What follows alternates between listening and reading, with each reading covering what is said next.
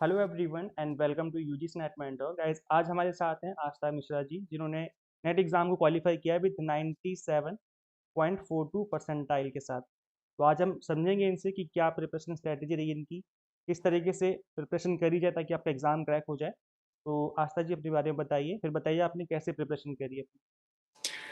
Thank you so much, sir, for calling me on this platform. Pehle I'll give my introduction. So, I did my schooling, and after that, I pursued law.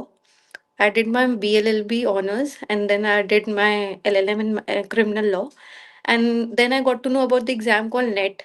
And after that, I got keen interest in academics itself. So I decided to pursue it. Or during preparation, being law student, my law command was good, but the main problem was in paper one. Hmm So UGC Net Mentor really helped me because इनका content बहुत ज़्यादा organized है. आपको hustle नहीं करना पड़ेगा where to find the data, where to give your test, सब कुछ आपको एक ही प्लेटफॉर्म पे मिल जाएगा। And the very important thing कि आज के टाइम पे यूट्यूब पे बहुत सारा कंटेंट है, बट वैल्यूएबल कंटेंट मिलना बहुत ज़रूरी है किसी एग्जाम को क्रैक करने के लिए।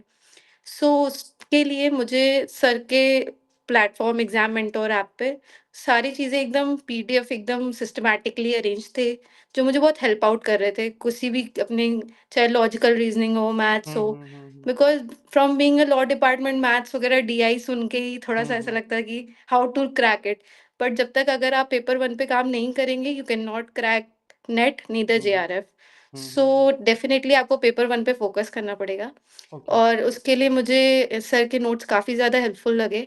और साथ ही साथ इनकी मॉक टेस्ट सीरीज़, वो भी मुझे काफ़ी यूज़फुल लगी। एग्ज़ाम मतलब टाइप ऑफ क्वेश्चंस जो आते हैं, अगर आप पीवाईक्यूज़ का एनालिसिस करें, तो काफ़ी उससे सिमिलर है। ये नहीं कहूँगी कि सिर्फ़ अगर आप ये कर लोगे तो हो जाएगा, नहीं, प्रैक्टिस आपको करनी पड़ेगी।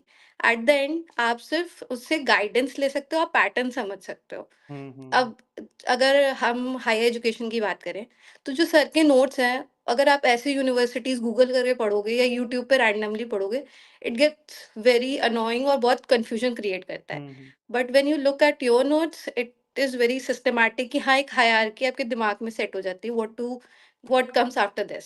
और उसी तरह के क्वेश्चंस हमारे पेपर में आते भी हैं कि कौन-सी कमीशन पहले आई, कौन-सी बाद में। सो हम्म यस। ओके। तो आस्था, जैसा कि आपने बताया कि आपको लॉजिकल रीजनिंग, मैथ्स, डीआई इससे आपका नाता नहीं था क्योंकि आप लॉ कर रहे थे। जी, जी। तो आपने हमसे पढ़ के इन चीज़ों को इजीली समझ लिया है ना। जी। इसके अलावा आपने प्रॉपर तरीके से रिवीजन भी की होगी। आई थिंक आपने डे पीवाईक्यूज की प्रैक्टिस भी की होगी। डेफिनिटली तो सर, पीवाईक्यूज लगाना पीवाईक्यूज़ कितना इज़ अ ज़रूरी गेम है? चेंजर। हम्म तो पीवाईक्यूज लगाना कितना ज़रूरी है और पीवाईक्यूज कैसे लगाने चाहिए? क्या एक्सप्लेनेशन के साथ करना चाहिए या फिर केवल क्वेश्चन आंसर करके ख़त्म कर दें हम? अगर कोई सीरियसली एनालिसिस करे और 2 साइकिल्स के भी पीवाईक्यूज़ लगा ले अगर सारे सब्जेक्ट्स के, हम्म तो स्टूडेंट को खुद पता होगा कि किस टाइप के क्वेश्चन किस सब्जेक्ट से आ रहे हैं। And hmm after knowing that, you can get into your detailed paper one syllabus. Hmm then after covering it, अगर आप साथ-साथ हर दिन पीवाईक्यू लगाते हो, तो आपको डेफिनिटली वो पीवाईक्यूज़ पेपर में दिखेंगे। There will be nothing out of the syllabus then. Hmm and okay okay. So Aastha, एक बात ये बताइए कि कई काफ़ी सारे ऐसे एस्पिरेंट्स हैं जो कि एक क्वेश्चन पूछते हैं बार बार कि जी। सर हमें डेली बेसिस पे कितने घंटे स्टडी करनी चाहिए। आपने कितने घंटे स्टडी करी और आप स्टूडेंट्स को क्या सजेस्ट करेंगे? टू बी वेरी ऑनेस्ट, अगर आप दिन के 2 से 3 घंटे भी, अगर आप अभी फेब चल रहा है, अगर आप जून का हम्म अटेम्प्ट कर रहे हो, तो अगर आप स्टार्टिंग में 2 से 3 घंटे भी डेली हम्म देते हो, 2 डेढ़ घंटा अपने मेन सब्जेक्ट को, इक्वल इम्पोर्टेंस नीडेड है पेपर 1 के लिए भी और पेपर 2 के लिए भी। भले वो 100 मार्क्स का होता है, ये 50, बट ये 50 आपके गेम चेंजर होते हैं। हम्म क्योंकि जो आपका कॉम्पिटिशन है वो पेपर 2 में इक्वल होगा, आपके ही सब्जेक्ट के लोगों में। बट जो हम्म पेपर 1 में साथ में उसमें मेहनत करता है, दैट गिव्स द रिजल्ट। जी जी, बिल्कुल बिल्कुल आस्था। तो आस्था ये बताइए, अब आपके प्लान्स क्या हैं? अब आप एकेडमिक्स में रहना चाहते हैं? क्या जी। क्या प्लानिंग है आपकी? सर, मेरी अभी के लिए ये प्लानिंग है कि I want to pursue as assistant professor, और मैंने अप्लाई करना अभी से स्टार्ट कर दिया है। Hmm so I am looking forward, और आगे चल के I will pursue PhD also. Okay okay okay, जी। Very good. So Aastha, last में आप कुछ कहना चाहेंगे? किसी को थैंक्स कहना चाहेंगे?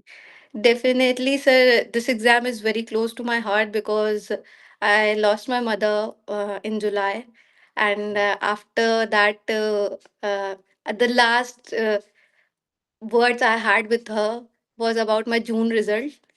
At that time, I qualified PhD only. I had a talk with her regarding that. Hmm. So I want to give my achievement definitely to her itself. Okay, तो डेफिनेटली वो भी काफ़ी खुश होंगी, जहाँ से भी आपको वो देख रही होंगी, जी उनको आप जी पे प्राइड होगा, और वो definitely. जब डेफिनेटली आपको आपके ऊपर प्राउड करेंगी वो। तो आस्था जी, आपने टाइम निकाल के हमसे बात की, आप आपकी कहानी से, आपकी स्टोरी से डेफिनेटली एस्पिरेंट्स को एक मोटिवेशन मिलेगी, और जी प्रिपरेशन थैंक करने का जो तरीका बताया आपने, वो भी डेफिनेटली काफ़ी कुछ एस्पिरेंट्स को सिखाएगा, जिससे उनके एग्ज़ाम क्रैक होने में उनकी हेल्प होगी।